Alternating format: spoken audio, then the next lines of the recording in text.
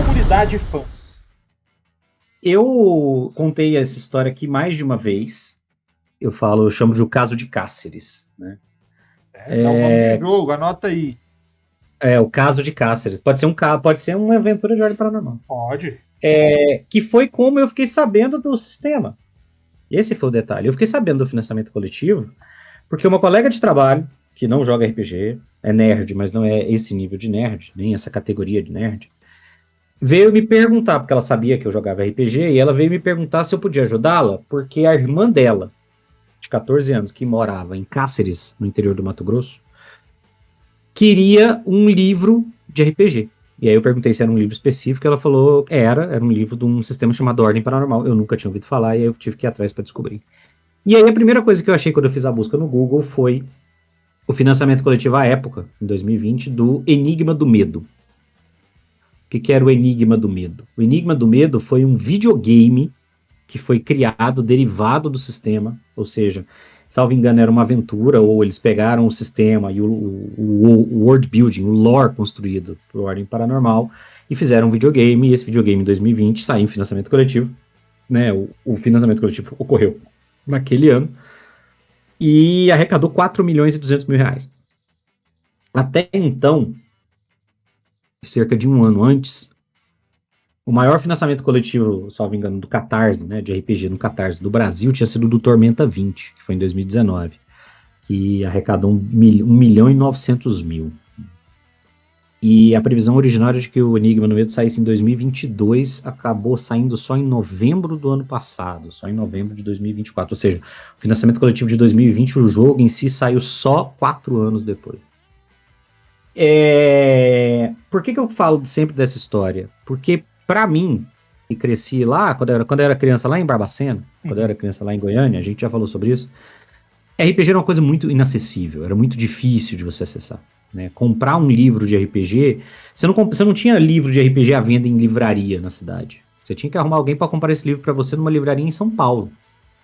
Você tinha que... E alguém pegava e você xerocava o livro. A gente andava com xerox dos livros. Era uma coisa caríssima. Quando o livro chegava numa loja temática, lá em Goiânia, na lojinha, na Solo Sagrado, que era a loja que existia, esse livro custava os olhos da cara. Esse livro custava 1/4 de salário mínimo. Era como se um livro hoje custasse R$400. O que tá quase mais ou menos custando. O D&D tá custando mais do que isso. O que está acontecendo agora. Demorou a sair os livros em português, por exemplo. Né, a Devir foi trazer alguns desses livros depois. Então, assim, eu cresci num ambiente de muita inacessibilidade. E aí, do nada, eu tinha uma amiga me perguntando como é que ela conseguiu o livro para uma irmã dela no interior do Mato Grosso. Ou seja, o alcance que o sistema conseguiu é uma coisa inaudita, é uma coisa que não acontece num sistema normal. Então, assim, o Tormenta 20... eu acho que ele não tem o mesmo alcance. E eu falo do Tormenta 20 porque o Tormenta 20 é considerado um case de sucesso do RPG brasileiro. Então, assim, você tá falando de um fenômeno em termos de público, né? Um RPG que começou a ser pensado em 2019, que já produziu um livro de sistema, um videogame, produziu livros de literatura, produziu quadrinhos, fora as transmissões de sessões propriamente ditas, de jogo, de gameplay, que provavelmente são as transmissões de RPG mais vistas ao vivo no país. Né? Elas superam, pelo menos aqui dentro do Brasil, as transmissões, por exemplo, do Critical Role. Então não é algo que dá para você ignorar, não é algo irrelevante, não dá para você colocar tudo isso só na conta da visibilidade do criador, isso tem um alcance. E aí, claro, tem uma estratégia de marketing por trás. O Selbit não pegava um monte de anônimos para jogar na mesa dele, ele chamava as pessoas que ele conhecia, que também eram influencers, que também eram shows, que também eram gamers, que também eram pessoas que já tinham uma fanbase estabelecida, e isso foi um fator de disseminação do sistema. Então, não dá para você... É um fenômeno de marketing? Mas não dá para você jogar tudo só na conta do marketing. Eu acho que esse é um ponto importante.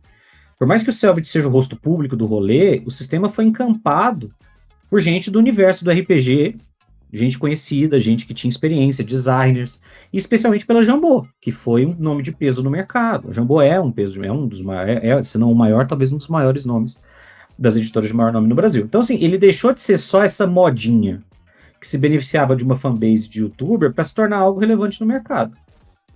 A sensação que eu tenho hoje é de que ele talvez esteja saindo um pouquinho de moda. Eu estava no último Diversão Offline e eu confesso que eu não lembro de ver absolutamente nada de relevante sobre Ordem Paranormal. Tipo assim, não tinha uma aplicação, eles chamam de aplicação, né, que é quando tem um rolezinho. Ó. Não tinha uma aplicação, não tinha uma instalação, não tinha um anúncio de nada novo saindo, não tinha, sei lá, autógrafo, não tinha nada. Né? Eles seguem publicando coisas, se você entrar no site da Jambô, você vai ver que tá saindo livro, etc. Mas a sensação geral que eu tenho é que deu uma esfriada. O que não significa que ainda não seja algo que atrai uma parcela consistente do público. Se você entrar agora na Twitch, não agora que você tá vendo a gente, mas se você for na Twitch, em qualquer momento do dia, é bem provável que você veja pessoas... Vai amanhã. Vai amanhã que a gente não vai estar aqui transmitindo ao vivo. Você vai ver uma quantidade considerável de gente transmitindo. Então, assim, é um case de sucesso de marketing que se aproveitou de uma comunidade existente, de uma fanbase existente, de outra coisa para criar a sua própria fanbase, para criar a sua própria comunidade. E é uma comunidade de jogadores. Sejam eles mais novatos e inexperientes do que jogadores de outros sistemas mais estabelecidos, etc., eles ainda são uma parcela relevante de uma comunidade que é nichada. Quer queira, quer não, é nichada. Então não dá para você ignorar e tratar como uma coisa menor. Você tem que entender o fenômeno, tem que entender o que funciona e tentar entender como é que você consegue atrair essas pessoas para que elas conheçam mais do que o Ordem Paranormal. Então, assim, eu acho que em última instância, um excelente sistema de porta de entrada. Não é tão simples, eu acho que há sistemas melhores não nacionais do que isso, e há sistemas nacionais de porta de entrada também, mas eu acho que ele tem esse papel, a gente falou isso no Show Streamers, de trazer uma galera que era nerd, que era fã de YouTube, que era fã de jogos eletrônicos, que era fã de puzzles, para o mundo do RPG, de fazer esse processo de absorção. Isso é uma coisa relevante, você não pode desprezar. Fora aquela galera que ainda não tem um nicho próprio, né? Que se enganchou em nenhum grupo, que fica naquele nem e entre as dancinhas do TikTok e falar mal de alguma coisa na internet. Então a comunidade ela vai nisso. Só que eu vejo muito é um nicho dentro do nicho. Eu vejo bastante isso. Porque o Selbit, ele fez o negócio lá meio com a cara dele, né? Então, há muito mais nessa questão de identificação, né? Da auto-identificação, isso eu vou falar mais tarde. Mas não quer dizer que seja uma comunidade fraca, mesmo porque, igual o Marcelo falou, não viu nada de relevante lá no Diversão Offline. E ele falou vários senãos, né? Mas pode ter isso, mas não quer dizer isso, mas pode ser também que esteja sendo preparado algo novo, porque pelo que eu vi, é periódico os lançamentos. Sempre tem, de tempos em tempos, aí um lançamento de algo novo, de uma aventura nova, de transmissões.